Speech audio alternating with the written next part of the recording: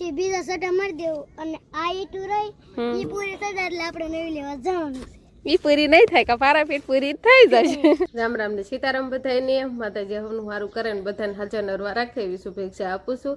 તો અત્યારે આપણે સરસ મજાના તૈયાર થઈ ગયા છીએ ને આપણે કરવાની છે બપોરાની તૈયારી.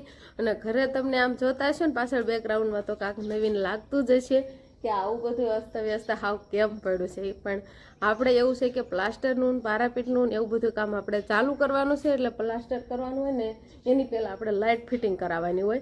એટલે અત્યારે છે ને લાઇટ ફિટિંગનું કામ ચાલુ થઈ ગયું છે. એટલે વસરીમાં જે આવું બધું દેખાય છે. અને હજી લાઇટ ફિટિંગ કરવાવાળા આજે અત્યારે આવ્યા નથી, કાલે આવ્યા હતા એટલે ઘણું ખરું કામ કમ્પ્લીટ કરી વાળ્યું છે.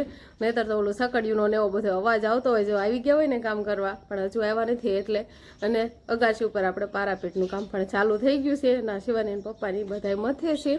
અને ઓસરીમાં તો જો અત્યારે બધું આડાહળું દેખાતું જ હશે. ટેબલ આવી છે જો આ રીતે કાંક લાઇટ ફિટિંગ કરવાનું હોય એટલે બોર્ડ ને આ બધી ખીસી પાડવાનું ને એવું બધું કામ અત્યારે ચાલુ થઈ ગયું છે. એટલે ઘણું ખરું એવું કામ કમ્પ્લીટ થઈ ગયું છે. અને થોડું ઘણું હજી બાકી પણ છે. બાથરૂમમાં રસોડામાં ને એમાં બધી હજુ બાકી છે ને આજે દૂધી ટમેટાનું શાક કરવાનું છે. એટલે હું દૂધીને કટિંગ કરવા બેસી ગઈ છું. થોડીક મોટી થઈ ગઈ છે પણ વાંધો નહીં આવે. આમ કોણી જ લાગે છે. બી બહુ એટલા બધા ઓલા નથી થયા. જો કૂણા બી છે એટલે વાંધો બહુ નહીં આવે. એટલે આપણે દૂધીનું છે ને અત્યારે કટિંગ કરવાવી અને જ્યાં સમય મળે ને ત્યાં આપણે શાક રોટલી ને એવું બધું બનાવી નાખવાનું હોય. અને પછી જો અગાસી માથે કામ પડે કોઈ રેતી હારવાનું ને એવું બધું તો આપણે જવાનું થાય. એટલે મેં કીધું અત્યારે થોડાક ફરી જેવા છીએ એટલે મેં કીધું શાક ને એવું બધું મૂકી દેવીએ તો શાક સડતું થઈ જાય અને પછી ખાલી રોટલી બનાવવાની જ રે. દૂધી પાર નથી આવતી જો તો હું સુધારવા બેઠી હતી. હવે અત્યારે અંકિતા બેન ને બિહાર્યા છે તોય નથી પાર આવતી. એવું બધું છે કેમ કે ના ના સ્નાનનો વારો નહીં આવે. નાવાનું નહીં કેમ કે આ કામ ચાલુ હોય ને તો સુધી નાવાનું નહીં. અને આપણે થોડુંક કામ આવી ગયું હતું પાણીની ગાગર ભરીને દેવા જવાનું હતું એટલે પાણીની ગાગર ભરીને દઈએ એવા પીવાનું પાણી. અને પછી હવે લાઇટ ફિટિંગ વાળા પણ આવી જશે એટલે ગોદડા ને શેટીને એવું બધું હતું ને સલાખા માથે ઠાકવાના હતા એટલે એ ઠાકી આવ્યા આપણે. પછી આ બધી ડમરી સડે ને તો બધું ધૂળ થઈ જાય. આપણે એવું કામ કર્યું એટલે શાકનું પાછું થોડુંક મોડું થાય એવું તો હાલા કરશે. નવરાય આપણે શાકનું ભેગું કરતું જવાનું છે. તો અત્યારે છે ને આપણે પડા બાજુ આવતા રહ્યા છીએ. આપણે દૂધીનું તો કટિંગ થઈ ગયું છે પણ એમાં નાખવાના છે ટમેટા. એટલે વાડીમાંથી આપણે ટમેટા ગોતવાના છે. એટલે બસ આવતા રહ્યા છીએ. નોખી ટમેટી છે. કાંક આ બાજુ છોડવા છે, કાંક આ બાજુ છે અને કાંક ઓલી બાજુ છે. એટલે બધી બાજુ આપણે જ્યાંથી થોડા ઘણા જડે ને એ લઈ લેવાના છે. ટમેટા વિના દૂધીનું શાક આમ મજા ન આવે ખાવાની. થઈ તો થાય બનાવી તો રાખવી પણ સારું ન લાગે. ટમેટાથી સારો સ્વાદ બે છે ને મેં કરવો બહુ જ આવેલો છે. જો આમાં બધે જ ખડમાં મોતિયા ભરેલા છે. અને આ બાજુ જો ટમેટીના છોડવા તો આવી ગયા છે પણ આમાં તો ક્યાંય પાકલ દેખાતા નથી. આ બી તો જો મોટું છે. જો મોટા ટમેટા થાય પણ આ બધા કાસા છે. જે જો કેવડો મોટો થાય છે ને ત્યારે આવડા મોટા થાય પાકશે ત્યારે.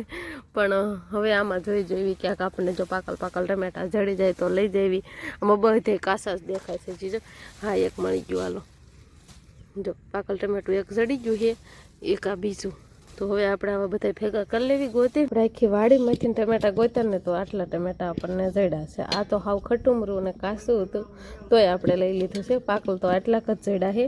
ઘણા છોડવા હતા પણ બહુ ટમેટા હતા નહીં કેમ કે કાલે ઉતાર લીધા હતા અને આજે પાછા ઉતારવાના થયા. અને આજે પાછું દૂધીનું શાક બનાવવાનું હતું એટલે એમાં તો કીધું ટમેટા નાખવા જ પડશે. એટલે આવા કાસા પાકા આપણે ટમેટા લઈને આવતા રહ્યા. તો અત્યારે આપણે શાક બનાવવા બેઠા છીએ અને દૂધી જો કટિંગ કરવાળી છે, ટમેટા અને વચ્ચે આપણે કેટલું કામ આવી જાય કેમ કે રેતી ચડાવવાની થઈ. ઘડીક વાર શિવાની બેને તોફાન કર્યા, ચા બનાવી નાખો એકવાર અને અત્યારે શાક બનાવવા બેઠા છે ને અત્યારે 11 વાગી ગયા છે. અને વંશ પાછું નવું કામ લઈને આવ્યો. શું કામ છે? મોટર ચાલુ કરવાની છે. સારું હાલો તો ઘડીક વાર ગેસ ધીમો કરી નાખ્યો. આપણે તેલ ગરમ થવા મૂક્યું છે પણ જો આવું હશે કામ આવતું જાય એટલે શાકનું એમ કહેવાય ઘારવાર આમ તૈયાર કરતું જવાનું. અને હવે આપણે મોટર ચાલુ કરવાની. તો આપણે ગેસ ઉપર દૂધીનું શાક બનાવી નાખ્યું અને દૂધીના શાક આરે બાજરાના રોટલા. આપણે રસાવાળું શાક બનાવીશું ને એટલે બાજરાના રોટલા જો વસના મમ્મી બનાવે છે. રસાવાળું શાક હોય ને દૂધીનું તો બાજરાના રોટલા આલે ને દૂધીનું કોરું મોરું શાક હોય ને તો ઘઉંની રોટલી બનાવવાની હોય. એટલે થોડીક ઘઉંની બનાવી અને થોડાક બાજરાના બે રોટલા આપણે મિક્સર બનાવ્યા. મારે હવે પારાપીઠ બનાવવાનું શરૂ થઈ ગયું છે અને એ હવાનું થઈ ગયું તો અત્યારમાં આટલું થઈ ગયું છે. હવે કાલ 5 દીમાં આ બધું થઈ જાય પ્લાસ્ટર પછી આપણે પ્લાસ્ટર ને એવું કરવાનું. અત્યારમાં હેઠે વાયરિંગ ને એવું સારું કરે છે અને વિજયનભાઈ ને આમ રમવા જશે. અને આયા જો નાનું ભાઈ ને સામે ઘોડ્યું કેવું ઘોડ્યું કે ઘોડ્યું પછી અહીંયા અમારે ઓલા અહીંયા અમારે કડિયા કામ વાળા આવ્યા છે એટલે એને રેવા હાટુ આ હોલ છે એટલે એને ઢોર નડે એટલે ઢોર આપણે સામે ખીલા નાખીને મૂકી દીધા છે. આખા મૂકી દીધા કે આખા બાંધી દીધા? આગળ બાંધી દીધી એટલે આપણે પારાપીટનું કામ શરૂ થઈ ગયું હતું. હવે અહીંયા પહોંચ્યા છે પછી ધરાતા પૂરું થઈ જાય. આજે મેં રેતી હાથ હતા ત્યારે કેટલા 7 સટા થયા હતા અને હવે 7 નહીં 12 સટા નહીં ખાતા. 12 સટા થયા હતા. પછી અત્યારમાં થોડાક બાકી છે પછી હાથ દેવાના છે. અત્યારમાં આ પૂરી થાય એટલે આપણે પછી બીજા સટા મારી દેવું અને આ ઈટું રહી ઈ પૂરી થઈ જાય એટલે આપણે નવી લેવા જવાનું છે. ઈ પૂરી નહીં થાય કે પારાપીઠ પૂરી થઈ જાય.